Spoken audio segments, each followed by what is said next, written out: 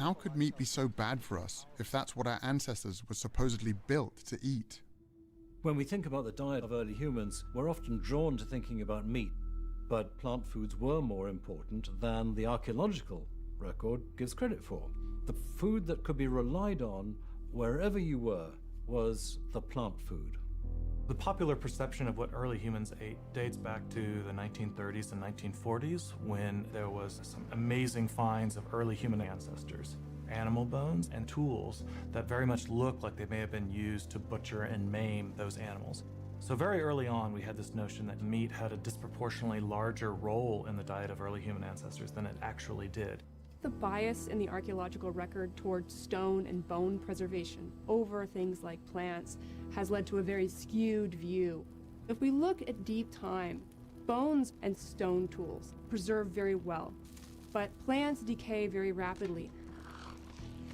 What's exciting, though, is in the last decade, we've started to realize microscopic fossils of plants do preserve quite well. And so we're revisiting some of these earlier Paleolithic sites and finding abundant evidence of plants.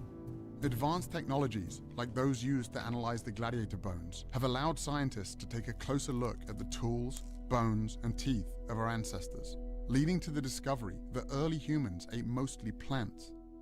And the reason for this is actually quite simple. Humans do not have any specialized genetic, anatomical, or physiological adaptations to meat consumption. By contrast, we have many adaptations to plant consumption. We have longer digestive tracts than do carnivores, and this allows humans to digest plants and fibers that require longer processing time. We also lack the ability to produce our own vitamin C. Vitamin C is found in plants, so the fact that we cannot make our own indicates just how reliant upon plants we actually are. This is why we have trichromatic vision. This is very different from carnivores, which have dichromatic vision. We can see more colors, and this is very important, especially if you need to find fresh, ripe fruit. We have a brain that just is desperate for glucose. It's such a fussy organ. That's the only thing it really takes in for energy.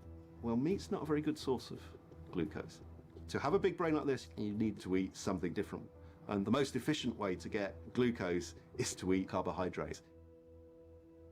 But what about our teeth? Aren't they proof that we're built to eat meat? In primates, you might think canine teeth are associated with a diet of meat, but they're not. In gorillas, when males want to intimidate other males, they will show the length of their formidable canines.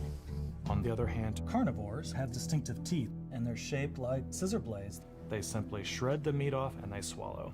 Compare that to the teeth of a human being, square and low cusped for crushing and grinding tough plant tissues. Right there in your own mouth is the best evidence we have for a diet that could not have been meat. If you just got placed in some ancestral environment, the best thing you could be equipped with is not a very sharp spear. The most important thing you could be equipped with is knowledge of which plants you can eat. Suddenly it all made sense.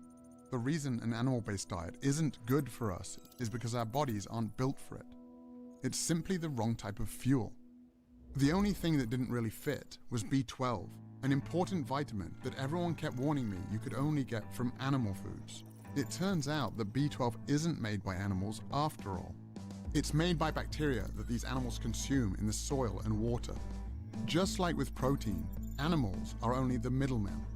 Before industrial farming, farm animals and humans could get B12 by eating traces of dirt on plant foods or by drinking water from rivers or streams.